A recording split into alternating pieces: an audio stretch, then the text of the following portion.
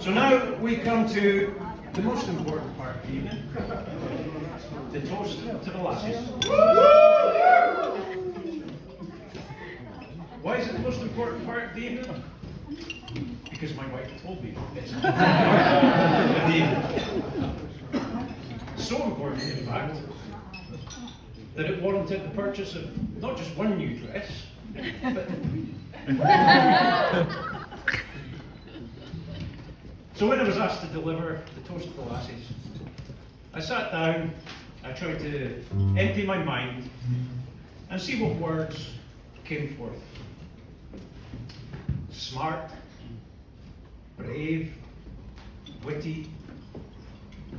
And then I remembered this was supposed to be a toast to the lassies. So I thought some more. Smarter. Wittier. Braver. I know, I got distracted again, sorry. But then it came to me. Smartest, bravest, and wittiest. And more than that, loving.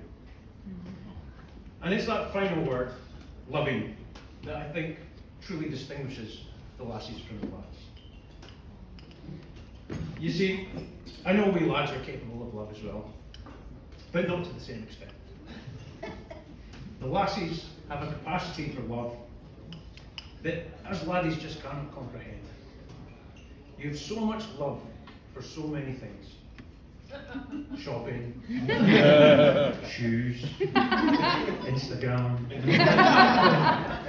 Joking aside though, I honestly believe it's the love of our lassies that is the glue that holds the very fabric of our society together. If it weren't for the lassies, I think us lads would have probably blown each other up by now. Either that, or we'd be wandering around the streets wearing only Crocs and our underpants. Burns himself was certainly no stranger to the love of a lassie. It's the underlying theme of most of his work. But he also understood the dangers of crossing that love. Take one of his most famous poems, Tam O'Shanter. Now, I actually studied this in primary school. It's one of my favourites. It's a real roller coaster of a poem. If you haven't read it, I highly recommend it.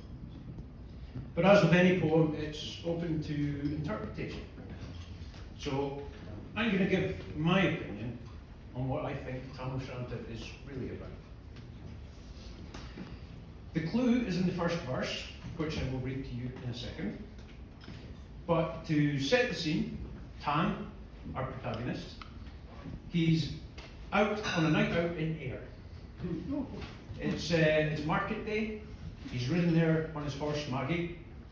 He's in the pub and he's having a whale of a time with his pals. And the last thing on his mind is the long ride home to his poor wife Kate, who's sitting there waiting for him. While we sit boozing at the nappy and getting foo and unca happy, we think na on the long Scots miles, the mosses, waters, slaps and stiles, that lie between us and our hame, where sits our sulky, sullen dame, gathering her brows like gathering storm, nursing her wrath to keep it warm. Clearly, Kate's at best. So I think the rest of the poem is Tam explaining to his wife why he's late home. So here's my interpretation. Picture this, 3 a.m, pitch black. Tam rocks up on his horse, falls off into the mud and lands at Kate's feet. He's filthy, he's covered in twigs and branches and cuts and bruises. Where have you been?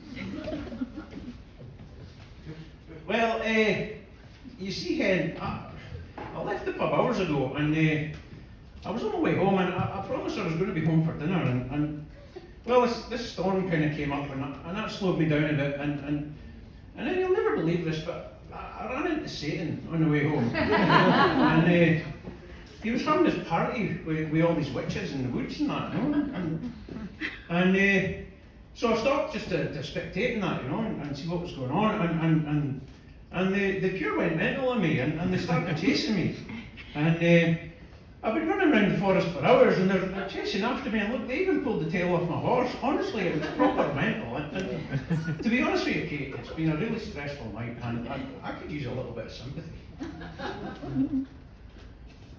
You're full of shit, Dan. You're sleeping on the sofa. So, this is hardly a complimentary stereotype of a lassie. But it's also kind of true. And I know this from first-hand experience. There have been times where I have come home in the wee hours, a wee bit tired. And let's just say the reception was a bit chilly. But for good reason.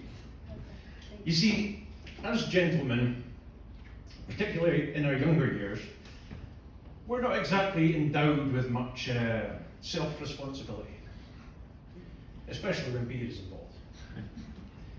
And in that respect, it would seem not much has changed since Burns himself was a young man. It's reported that he also enjoyed the odd mad night down the club. And when we're younger, we like to think that this lifestyle can go on indefinitely. But as anyone in this room who is over the age of 40 will attest to, that life of debauchery does catch up with us in older age. Nonetheless, if we were left to our own devices, we'd probably just keep going until we keel over. Were it not for the lassies. You see, they're the ones who actually know how us men work. They're the ones who lift us out of the gutter and steer us towards a more fulfilling and meaningful life. They're the ones who teach us how not to be the filthy, heady animals that we are. And they're the ones who show us how to correctly wrap the cat's poo in those little plastic bags so that it doesn't burst when you put it in the bin outside.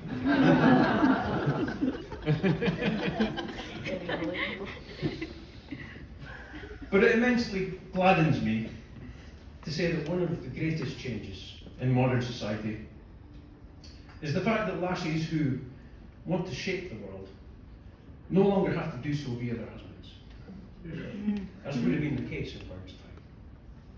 And I know we've still got a long ways to go,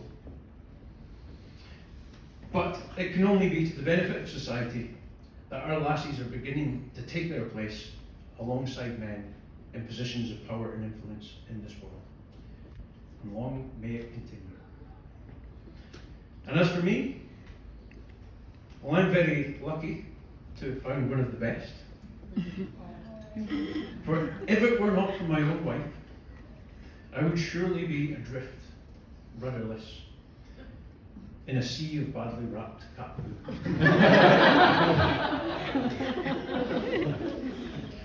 So, gentlemen, if you would be standing.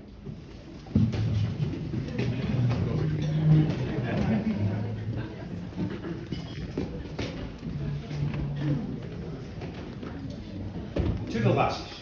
To the lassies.